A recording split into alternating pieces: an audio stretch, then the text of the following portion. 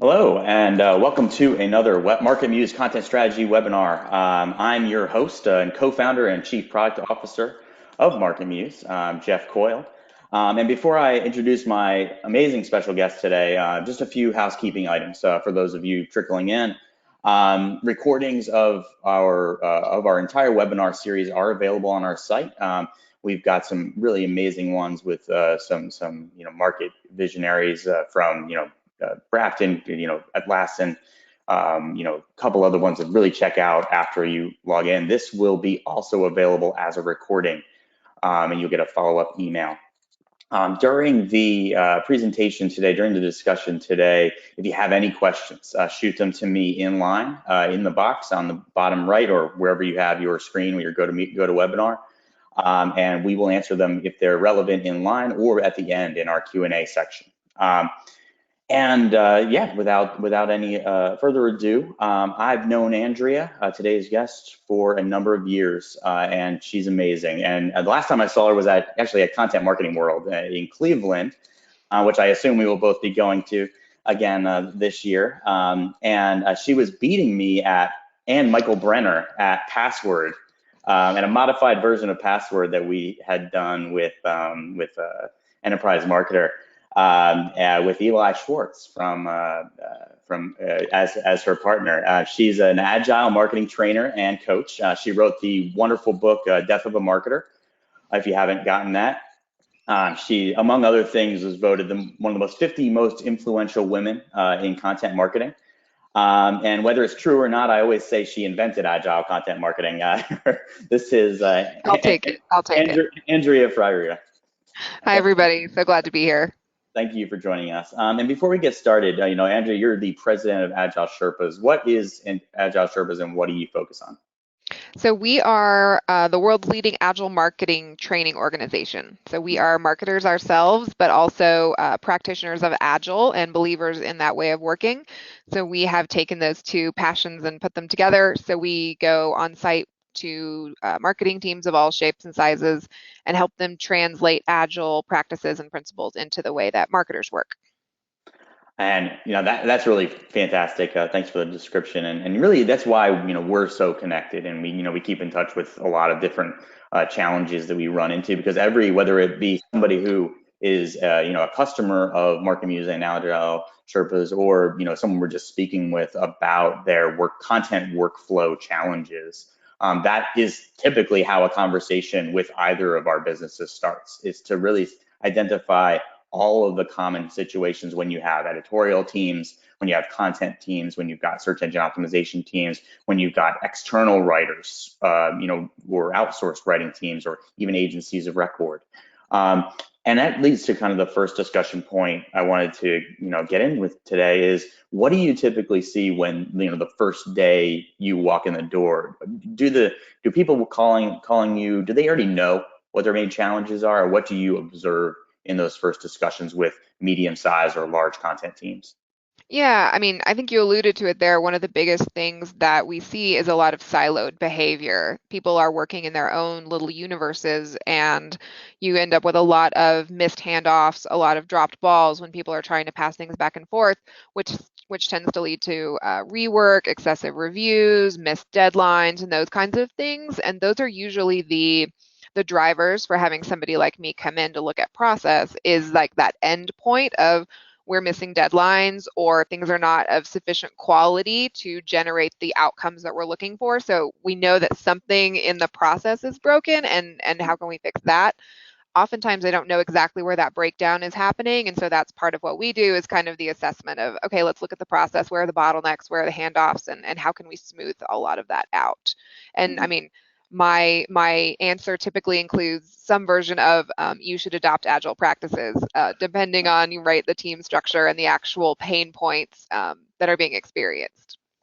Well, that makes sense. And do you find it that those teams, when they first walk in the door, are they searching for validation? Or are they searching for at least validation that what they think the process should be is right? Or is it truly are they walking in with mirrors? We often find that it's a mixed bag. So where we where somebody might have found us as being a search engine optimization professional or as a content marketing or content strategy lead, and they know pieces of their puzzle are broken, but they do think they've got a little bit of they know they already have a visualization of the solution in their mind. Yeah, I think what people are looking for from us in terms of validation a lot is like we're special in the way that we're broken. Like we are the one group in the world that has like the most complicated and difficult set of circumstances, and so they want to hear that yes, like what you're doing is hard, which I will usually freely admit, right? Because doing content marketing really well and having an effective content strategy is tough. Mhm. That's why we all work so hard at it. But there is always a solution. It might not be an easy one, but there's always a fix there. Sometimes it's a long-term one that involves restructuring how you arrange your teams or really blowing up the workflow completely. And sometimes it's more about, you got a significant bottleneck here. Let's see what we can do on either side to fix it. But yeah, I think everybody wants to hear like, yes, you're special and the unicorn, but it's all going to be okay. We can still fix it. I think that that's the most poetic reference that we could tweet about this afterwards is we're special in the way that we're broken.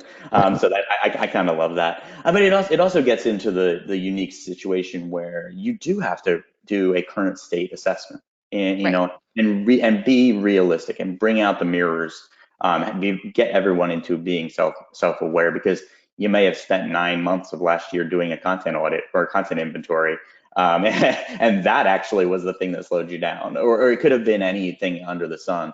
But that ties back to where you said typically you're looking to adopt, to champion the adoption of Agile at some level. But before we get into that, it's just can you give us for the audience that maybe isn't as familiar with the concept of Agile marketing, Agile with respect to marketing, maybe they only understand it as it's been applied to software development.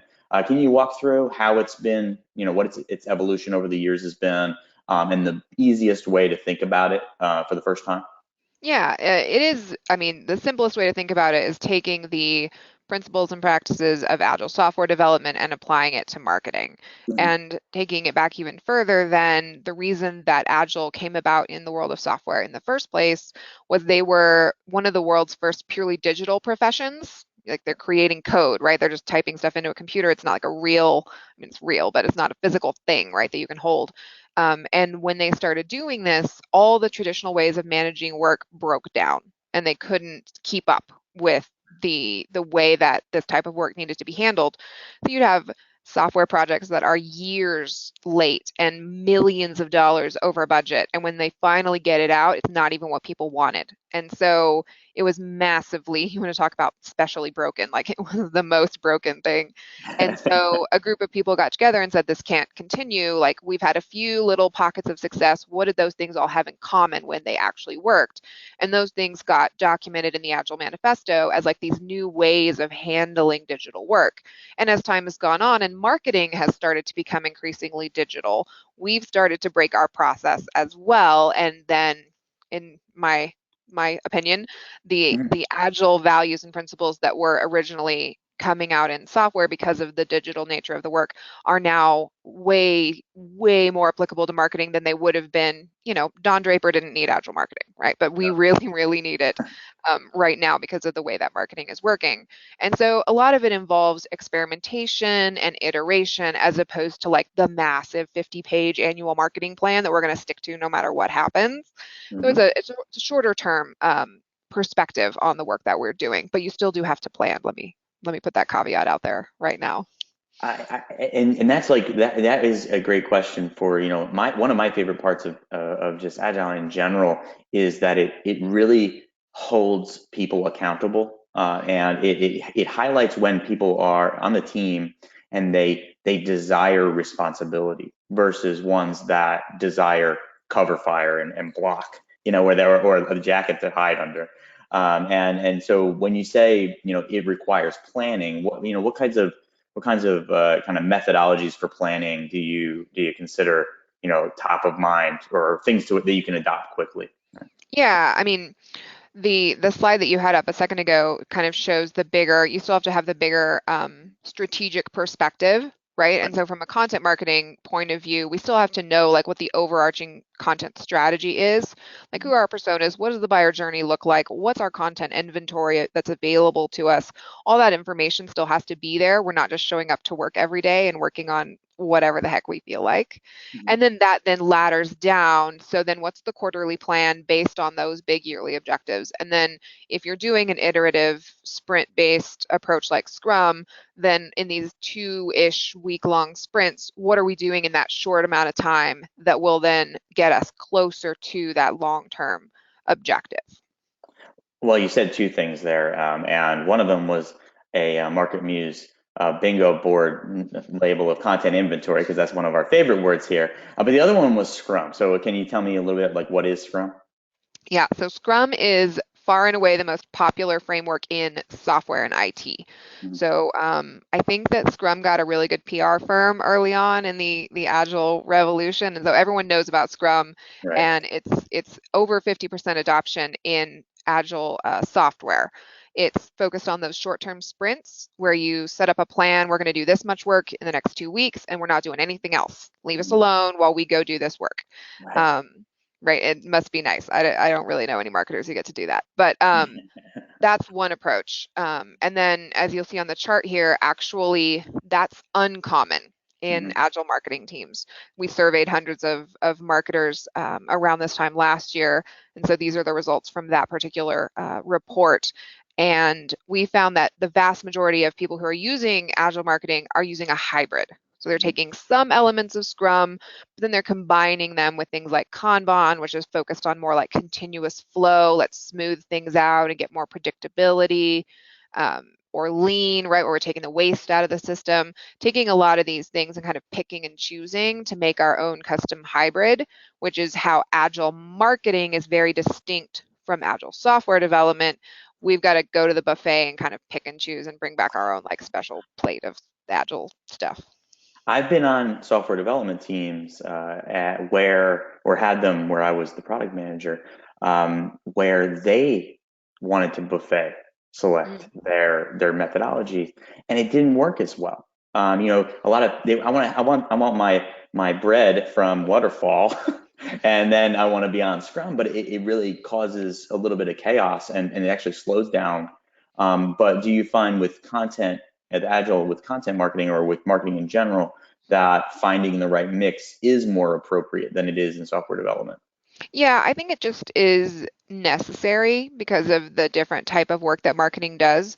I would caution people from drawing too heavily from the waterfall part of the buffet and instead like picking more different agile frameworks to draw from. But there are times when waterfall is inevitable, especially if every piece of content that you produce has to go through legal, for instance, right? Then Great you question. Great can't point. you can't shut that part of the system off as much as we might all want to. And so you've got to design a system that can take into account that inevitable kind of slow down and still keep the part that you're in control of moving along as quickly as you can make it. Is it safe to say a good policy would be, and I'm totally leading the witness here, would be only let there be an individual human bottleneck in your writing org if it has to be legal? I mean, we had so many situations where everything has to go through an individual, and it inevitably kills them. It just drops their production dramatically. And legal, obviously, if you're in a compliance focused org, sometimes it's just a must. But in other orgs, do you typically find that there's bottlenecks that just naturally happen? Yeah, yeah. One of my favorite like bring-ins to teams that are kind of trying to figure this out is the theory of constraints, which would argue that every system has at least one bottleneck. You can't make it go away. All you have Mhm. to do is figure out where it is and then change the rest of the system to work with the bottleneck because it's not going away. If it's creative review, if it's legal review, if it's Andrea's the slowest writer in the world, like whatever it might be, you're going to have to fix the system to deal with that particular spot, that pain point. No, that's a great point. And when you're thinking about, this is really a process, process optimization or process restructuring. Um, what's the merit of just, picking one and trying it, or is this something where you are doing some hypothesis driven, small team testing, or what types of things do you recommend? Yeah, I think a bias towards starting is great. Like just get in there and try something Mhm. because Agile, regardless of what framework you use, is going to uncover issues that you can't possibly anticipate. Nice. One of my big pet peeves, especially with some of these larger organizations, is they say, all right, we're ready to do an Agile transformation. So what we're going to do is we're going to spend the next 9 to 12 months drafting this perfect transformation plan. And I'm like, you hear the irony of what you're saying, right? Like you want a perfect plan for the system that's designed to acknowledge you can't possibly have a perfect plan. Um, Yep. so just getting started and trying, piloting, right? So if you have a team of 50, grab 5 to 7 of them and put them on an agile team and let them experiment in a low risk, kind of safe to fail environment. They're going to learn a lot. And then the next team that you spin up is going to go a little faster, and the next team will go a little faster. And then steadily you're expanding it out across the whole department. Nice. And what would those metrics be that you're looking for on this slide? You see epiphany point. What is the metric that is, indicates that maybe if you're onto something? Yeah, it's so important to have a before snapshot so that you know what pre-agile looked like. How long does it take us to get a campaign out the door? What's our outcomes, right? Whatever your core KPIs are, you need to know like what, if you're looking for SQLs, how many do you typically get for a campaign? What's your engagement rate? Whatever the metric is for you, you need to know that. And then keep tracking it on the pilot's work so that hopefully you're going to be able to say, oh, they can get a campaign out in 2 weeks instead of 2 months. And now we're getting more leads per campaign. We're getting better engagement on what they produce. So you need to be able to prove that so that when you hit that epiphany point, you can say, yes, this is right. And now we can kind of double down on it. Or you might say, nope, that didn't really help. Maybe we went too much in the Scrum direction and we need to kind of pivot toward more Kanban or vice versa. Mhm. But being ready to make those adjustments and understand that it's not a one and done kind of thing. Like we went agile today and we're checked it off the list. It's an ongoing continuous improvement approach. No, that's great. And in writing specifically or in editorial, I know that can be very hard, especially if somebody's been doing this for a very long time. And moving those mountains can be difficult.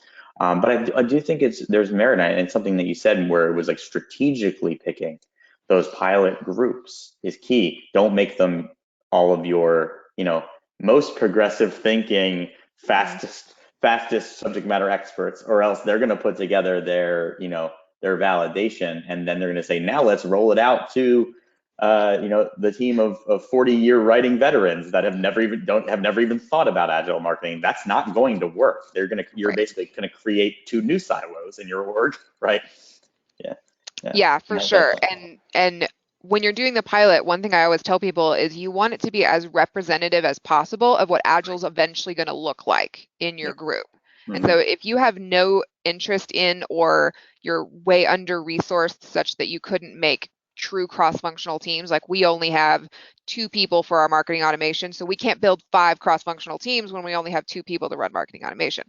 So you need to know that ahead of time. And so if they're going to stay outside of the Agile system, then we don't want to put them on the first pilot team because now we've Right. set it up to be like weirdly successful when we can't replicate that. So Yeah, the bias of success. Sometimes you feel like you should do it, and create those champions, but it's in the long run, it's gonna bite you somewhere in that process. yeah. Uh, so I like this one. But what are misconceptions about Agile that you commonly will immediately put the clamp down and say not so much? Yeah, so this one is a big one.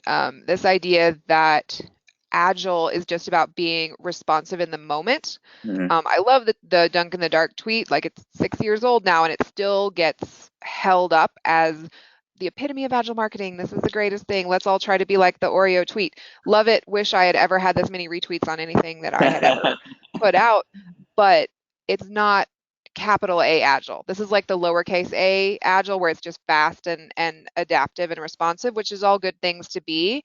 But the capital A Agile version is more about process, right? The stuff that goes on for weeks at a time, not the lucky in the moment, like newsjacking type behavior. Hmm. Um, so that's one big one. The other one is that Agile is just about being fast. That Right. we're just trying to go as fast as we can all the time. But actually, in the Agile Manifesto, it talks about sustainable pace and the Hmm. need to create a system. And especially for creatives and content producers, we need sustainable pace or we will burn out and we will give you crappy work Oh yeah. and it's not audience centric and we don't want any of that. And so having a system that lets us steadily go and not burn out and keep doing our best work is really a big part of Agile that oftentimes gets overlooked in the race to be fast and productive. Yeah, yeah, exactly. I think that that's right on, and I think that the you want, and that's something that we, MarketMuse is really focused on. It's empowering your writing team to not have to do stuff they don't want to, and it really lends them to be clever, to be creative, and being burned out and having too many things on your plate. All it leads to is not being clever, not taking advantage of these types of opportunities by, enriching that creativity. And I think that that's really, to me, that's the big difference of being quick and clever. Yeah, that would be wonderful, but you can't be quick and clever, and you're not even thinking critically in that manner if you're buried and you're just trying to get out of a garbage can every day and when you walk into work, and that's not a wonderful thing either. But that, getting out of a garbage can, great segue for, the what are the things that, when you walk through that first agile plan. I love this slide. It's so wonderful. But what does this all mean? What's my backlog? What's my workflow? My favorite part of Agile, as I mentioned, I may have mentioned before, is the concept of WIP limits and how, that's something that's really important. And then, that team dynamic when it rolls out. Yeah, so the backlog, this word has a bad reputation for some Oh yeah. reason. It's not where work goes to die. This is a prioritized to-do list. So you got to get all the work out there. You got to know what you need to be doing, and then you ruthlessly prioritize it. So only one top priority, only one number two, number three, and so forth down the list, so that we know exactly what the most important thing is to do next. And so this can be really hard to get all the work out there, but so important. We've worked with teams that have done this for the first time, and it was a group that had different, like the content teams over here and the social teams over here, they had some functional silos that they were keeping. And every group put their backlog like this out on the wall for the first time ever on sticky notes. And the CMO's walking around and she was like, I can't believe all the stuff you guys are doing. And her like strategic priorities are down at like number 20 on the list because they're like, oh, but sales asked us to do this next week and we got to do this thing and this blog is due, blah, blah, blah. All the like hamster wheel stuff was at the top. And she was like, stop it. Like whoever asks you to do that stuff, you send them to me because I want you to do my strategic priority that I'm getting evaluated on, and you're all too busy to do it. Um, so it was awesome because she just said, I now give you permission to get off the hamster wheel and do the important strategic work once she saw the whole big list. So it's a really powerful and surprisingly simple thing to do. And then once you've got it all out there, you've got to figure out what's the workflow actually look like, right? Like where's the handoff stuff happen? How does it get from an idea to the audience? What are the stages of that whole process? And Mhm. then within the workflow, we do the work in progress or WIP limits, which are amazing and kind of the coolest thing ever. But the idea here is you're strictly limiting the amount of work in the system. And you Yep. can do this by like, we only have 10 pieces of content in progress as a team. You could say we only have 3 that we're writing, 2 that we're editing, and 3 that we're publishing. Or you can say like each member of the team can only have 2 things in progress. However you want to do it, the idea is that you stop starting 100 things and you don't start something till you finished the first thing. And there's data all over this about how it actually makes you go much, much, much, much faster when you limit the amount of work in progress. It's very counterintuitive, but it works magically. And then once you've got all this out, in my opinion, the last step is to start thinking about running in sprints and creating more cross-functional teams. But you can get a lot of benefit and do a whole lot of cool stuff before you ever worry about that part of the equation. I I mean, this is the ultimate life metaphor. I wish I was better in real life at doing all of these things as I am against on my content strategy side and my software development side. But it is the backlog having a bad connotation. It's not like it's the icebox of stuff we're never going to get to. It's Yeah. truly a prioritization. And it's not just less mature resources who have a hard time prioritizing. It's everyone has a Oh hard yeah. time prioritizing. You got to I almost put somebody in a team and to say, to question their prioritization. Because I know even when I do it, if I don't have a sheriff looking at my priorities, I'll have like 19 ones and 22 twos, and I can't, getting that harsh next tier is tough. And the work in Yeah. progress limits, um, so many times that top priority will sit out there and just die Yep. because of this. And I think that's a beautiful way to state it. And so when you're looking at that backlog, we talked about, really fearlessly don't stop until everything truly is prioritized. Um, what are the things that will commonly surface? You said, you have a CMO walk in the door and go, wow, your entire backlog is garbage. Like none of these things are what I'm supposed to do. What are the other things that typically will come up? Does it force people to really examine their KPIs again?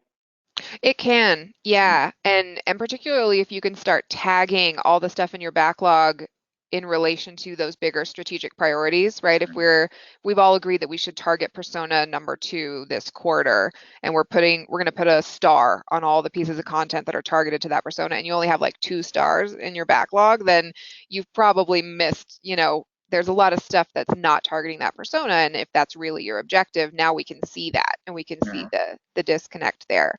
It's also a really nice way to create empathy among team members because they can see what everybody else has committed to and like what they're on the hook for. And it can be like, wow, man, sales enablement, you guys are got a lot coming on your plate here. Like, what can I do to help you? Or maybe we need to deprioritize some of it.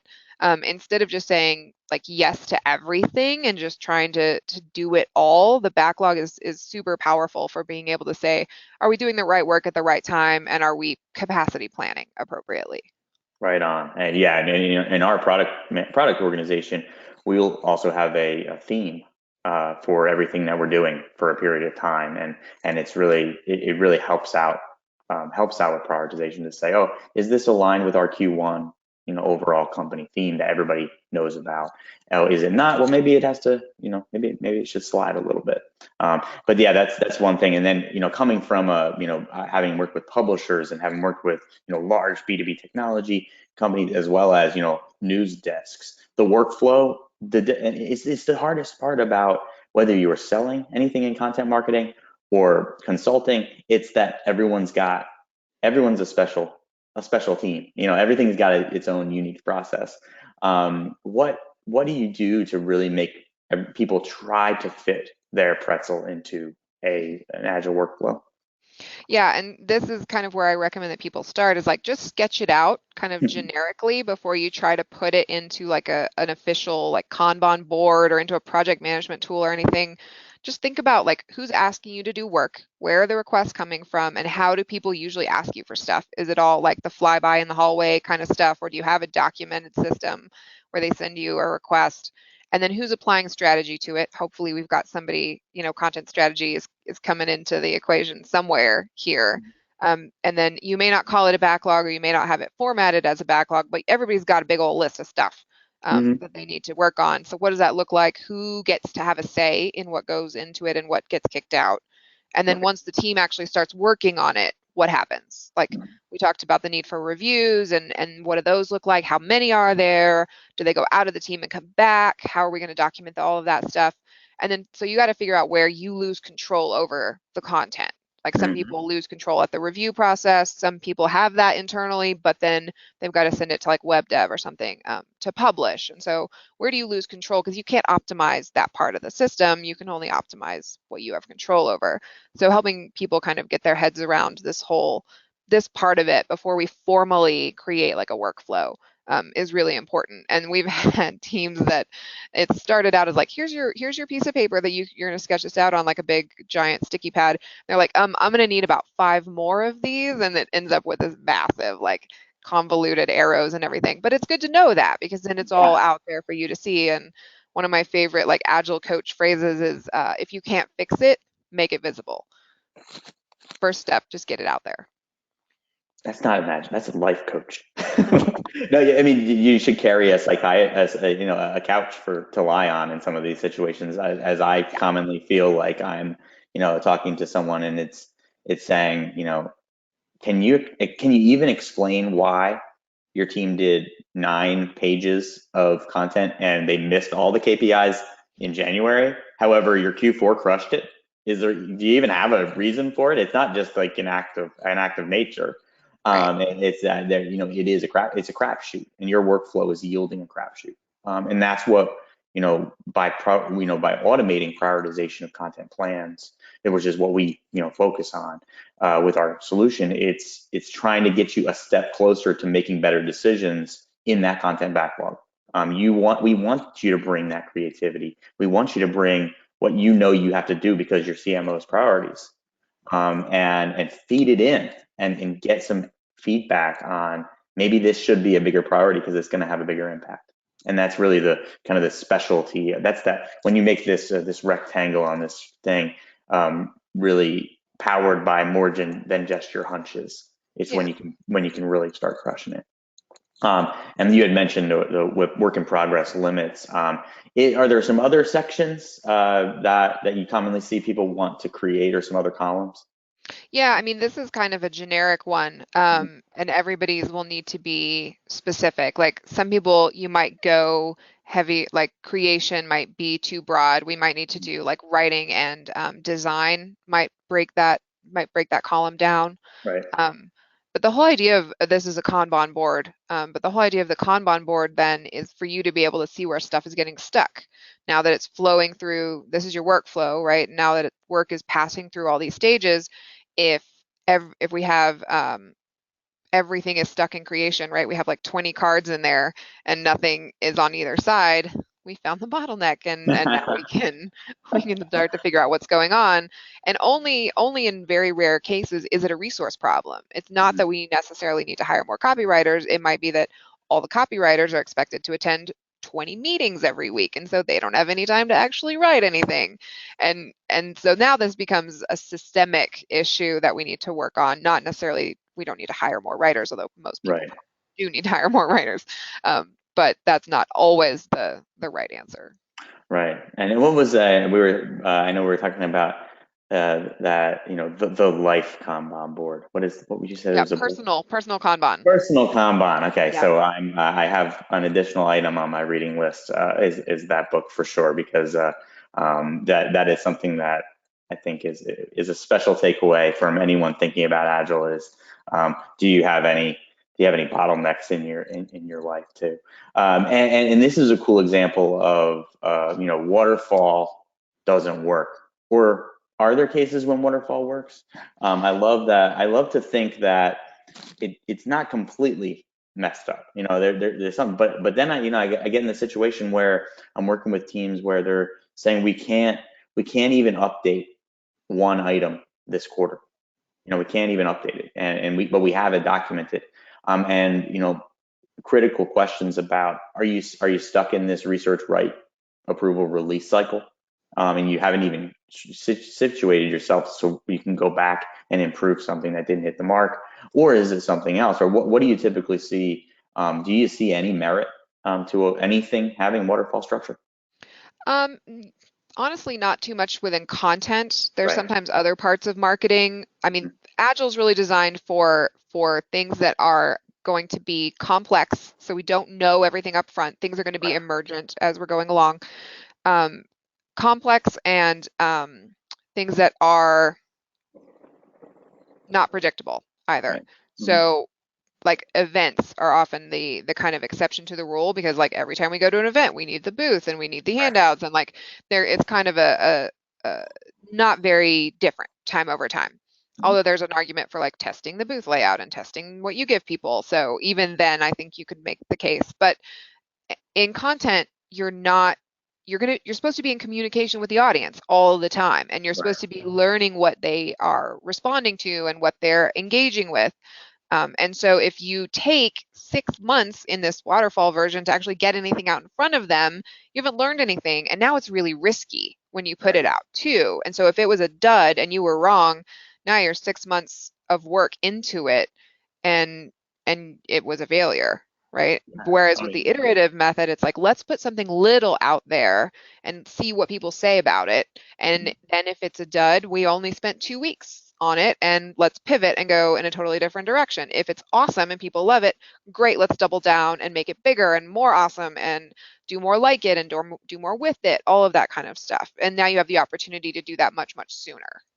yes, I mean that is as clear cut as it could be, and another kind of the side impact there is, authority and momentum in search engine optimization, search engine marketing Right. is part of the game. If you're not thinking critically about um, desiring it to be faster, desiring this iterative, desiring to be able to go back and use your power, use those powerful pages to your advantage, and you're still thinking from an editorial perspective that I don't really see much merit in going back and thinking critically about past performance because I'm only looking in the future. You're losing. Your competitors are crushing you. I mean, it's just we see that still where it's oh, how many items did you update last year? um, one or two. We switched a date from 2017 to 2018 or Right. 2018 to 2019, and that's about it. And I'm like, I just we have a lot of work to do. Give me a big hug because we're going to be we're going to be in the trenches for a minute. But I think that that's a really interesting dynamic with content specifically, and that's what we were just talking about here is that um, how do you know what opportunities out there when you're making the decision to continue down the path? Like, when do you know that you've got it? When do you know your plan is working? Yeah, and that's like each of these little dots here are a shorter term plan, right? So we execute a piece of content that we've planned it out, right? We know why we're doing it and who we're doing it for and what's the expected outcome. And then once we put it out, we pause and look at it and say, is this working? Was our hypothesis correct? Mm-hmm. If yes, then like let's keep going down this path, but it's not your original opportunity that you're shooting for is going to move. Yeah. Like if it's a valuable keyword that you're going after, other people might start going after it too. And so now you're going to have to like do more to win the traffic for that keyword than you might have anticipated. And so it's turned into a bigger project. You have to do more multimedia stuff, like whatever it might be. But you have now had the opportunity to pause, inspect, adapt multiple times over the course of hitting that big goal, as opposed to just, all right, here's the plan, put the blinders on, sit down and do it, don't look up again until it's all done and like big bang release. But then in the meantime, lots of other people released content around that term and you didn't know it. And now you're kind of hosed, right? You've nailed it. Yeah, I mean, I like to reference it as that risk of standing still. And the more agile you are, the less risk you have that you might get stuck standing still. I mean, I laugh sometimes when people say, "Well, I'm already top three for that word.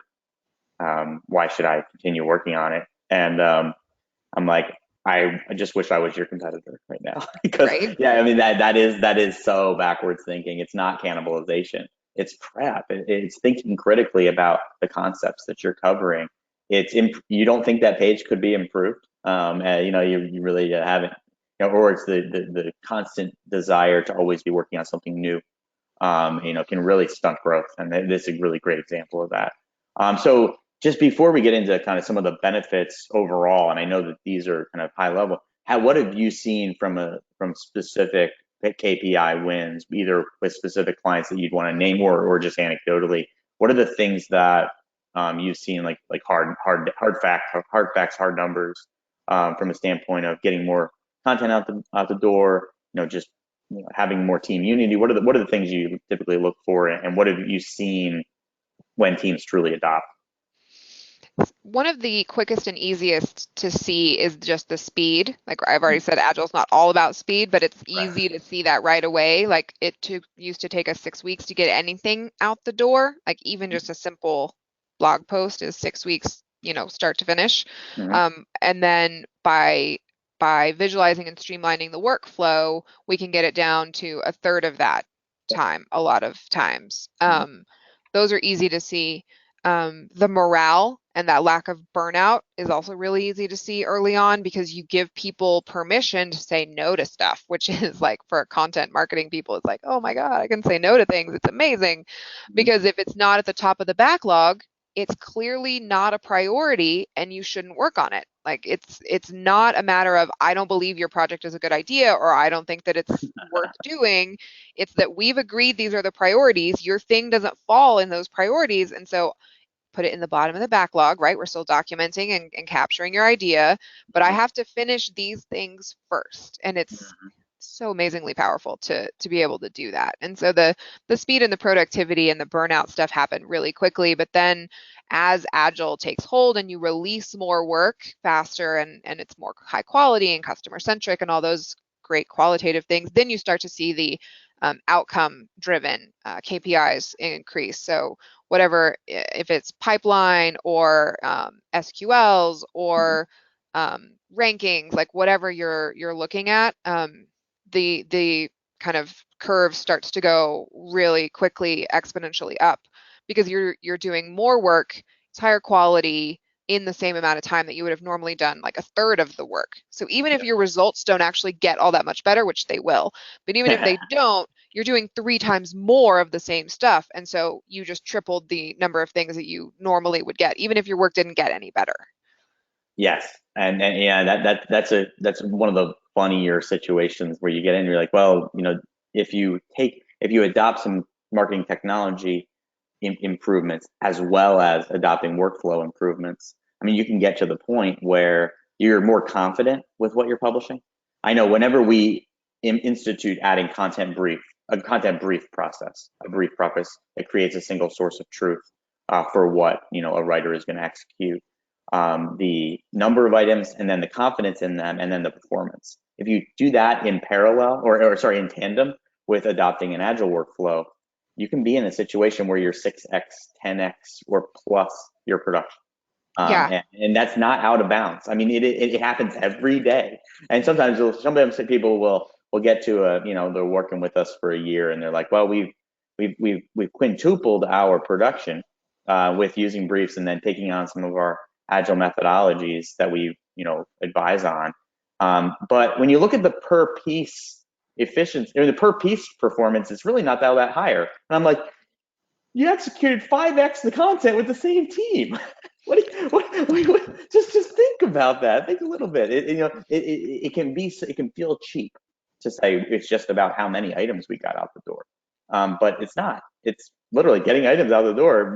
Even if you stay static in your per item performance, it's a huge win for the team. It can be revolutionary for an editorial team, and at the same time, having them actually like to walk in the door at their job, it's blindingly big, you know. Right. And then you're not going to have turnover and you're not losing time and velocity because of all of, onboarding and all of that stuff too. So then it just becomes, then it starts to compound and things just, and I think that's the other thing too, is like you're talking about a year in, right? We've 4x or 5x our output and people get impatient. It's like, it's not an overnight thing. And especially in these bigger, more massive organizations, you're looking at 18 months like minimum for an agile transformation. This is not a quick fix type thing. Yeah, depending on the team size, how many subject matter experts. I find how many subject matter experts you have on staff or in your writing pool is a key number. And actually that dovetails well with the question that has come in that relates to that. It's to say, do you find that there's a particular prototype of a writing resource or a content resource that one would look for, or type of writer that this appeals to more or might adopt this quicker versus ones that it might take a little bit more coaching? Yeah, I mean the kind of ideal agile marketer is very T-shaped, right? So if we're Mm-hmm. talking about a content creator, they've got a broad understanding of marketing fundamentals. They understand SEO, they understand content marketing, they understand social, email, kind of these basics.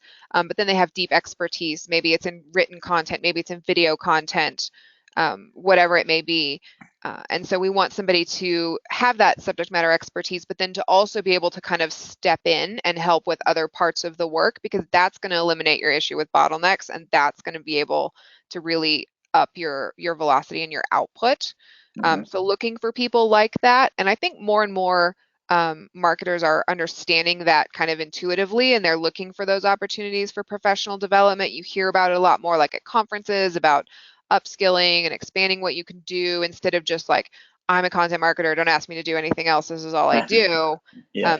That's really problematic in an agile environment. And you alluded to it at the beginning too. You definitely don't want people who are like, don't try to police me. Don't ask me what I worked on. Like, don't force me to tell you my progress.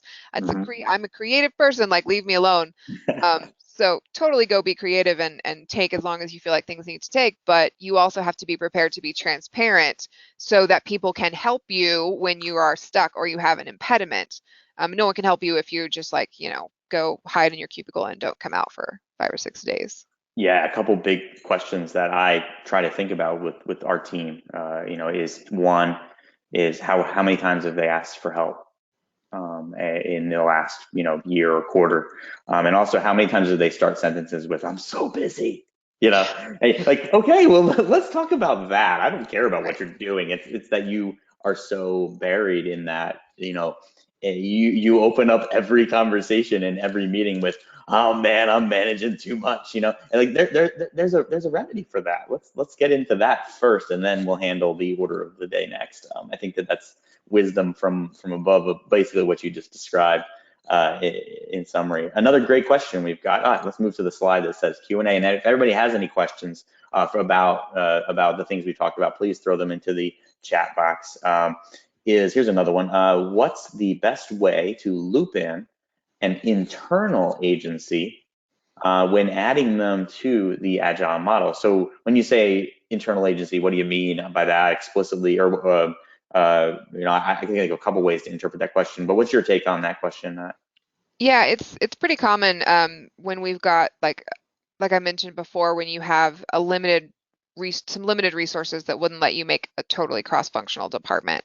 And so Mhm. we have to have kind of like a creative services type team, whether it's writing and design, or for some people it's more technical, like these Mhm. are the marketing automation people, these are the web dev type people, the Yep. kind of last point before the content leaves the building, basically. Right. But whatever it is, I think it's important for people to understand that you can still have a specialized group like that Right. that's supporting other more cross-functional agile teams. It doesn't mean that you can't be agile if you don't have the exact right number of writers and designers and all these people to populate the teams. It's just a matter of thinking about them as like they serve all the other cross-functional teams and making sure that you have good points of connection, like a daily stand-up meeting, which we didn't really talk about, but that Right. quick kind of check-in every day that the teams would do. And then you would have representatives from all the teams come together and say, yeah, I really need some design help this sprint. Can I have one of your resources? And somebody else could say, yeah, like we don't need any design work, so you guys have all of them, and those conversations are happening on the fly so that Mhm. we can be fast and adaptive based on kind of what's going on with the other teams. Yeah, I think that a great follow-up question for that is, with those daily check-ins, what do you look for? Like, how do you structure a daily check-in to make sure that it just doesn't turn into people reading laundry lists? The boring status check-in. I hate boring status daily stand-ups. So usually people approach daily stand-up as answering, what did I do yesterday? What am I going to do today? And then what impediments are standing in my way? Mhm. That can lead to like, I didn't do anything yesterday because I was at the dentist, right? And that's not a very helpful type of update for Yeah. anyone. Mhm. So talking about like, did I achieve what I set out to do yesterday? Yes or Right. no, right? If yes, great. What are you going to do now? If no, what happened to prevent you? Do you need help from the team? Did you get interrupted from somebody outside the team? How can we help you with that problem? And even having somebody, like once you get your nice visualized workflow, you can have somebody just look at that as well and say, all right, what work moved since Mhm. yesterday? What work got blocked since yesterday? what do we need to talk about as a team to make it more about the team really, and what is the team doing to move work through the system as opposed to like individuals, because really we should be working as a team anyway and working towards that more collaborative cross-functional life, Mhm. instead of just like I did my writing, you guys are on your own, for the rest of the day. But how can we micromanage each other if that's what if that's all we ever do? If I don't know exactly what you're working on and I don't know what meetings you have today. Now that's I'm being obviously tongue in cheek there, but that is the average check-in meeting. It is just a me reading off that I've got a meeting at 3 and a 4 and a 5. Oh, congratulations, good for you. Right. But yeah, here's another one from Cody. Awesome question. Do you have any tips for making my backlog building process an educational one Hmm. for everyone who provides input? And I'll ask, I don't know where Cody is in his backlog building process, but I'd say if this was your first time, that'd be one answer I probably would say, versus if this is a common practice and he's looking to maybe be a trailblazer internally. I'm going to say those are probably one of two possible scenarios. Yeah, I think the first time you're doing a backlog, you want to make sure you're accessing the right people. Yep. You may have people on the team who are doing like dark work that nobody really knows about because somebody came and asked them in the hall and they want to be a good and helpful colleague. And so they said yes. And that's something that will impact the team's capacity going forward. But if you don't talk to them, you won't know about it. You can't put it into your backlog. And that will make it a very educational, sometimes painfully so, exercise for everybody on the team to realize kind of how much is going on behind the scenes. And this is a very common problem with backlog creation or in the early days is people want to say, well, let's just put the exciting, sexy project work in the backlog and then everybody just keep doing your day jobs behind the scenes. It's all going to work out fine. It's not going to work out fine because now you can't prioritize effectively because I'm just supposed to get my work done but also do the stuff in the backlog. And unless you get it all in there in the backlog together, you won't be able to prioritize effectively and you won't be able to know when people are getting overloaded. So you got to get it all in there. And then make it visible and make it public. So Mhm. then people outside the team know what's really going on. They know where their project falls in the list of upcoming work. You can hopefully avoid more status meetings like just look at the backlog and it'll tell you where your project is Right. and our workflow will tell you where it is if we're actually working on it right now. And you can just look at that. You don't need to come and bother the team. Just let us get on with actually doing your work. Um, and then to keep doing it, right? Backlog is not one and done either. Like some people will do this every Monday. We're going to get together and quickly refine the backlog in like 30 minutes. Yep. And then you might need people from sales or need people from product, right? If you're going to be marketing a release that they're doing, they might need to come and say, ooh, no, we're late on that product release, so push that down. We're not going to be done until, a week later than we thought. Now that can get deprioritized and something else can come up because it's going to be later.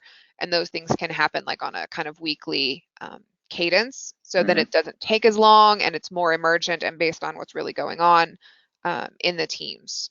Um, No, I think I yeah, answered that I question. think you did too. That was a wonderful answer. If you could just tape that one clip and you could sell it.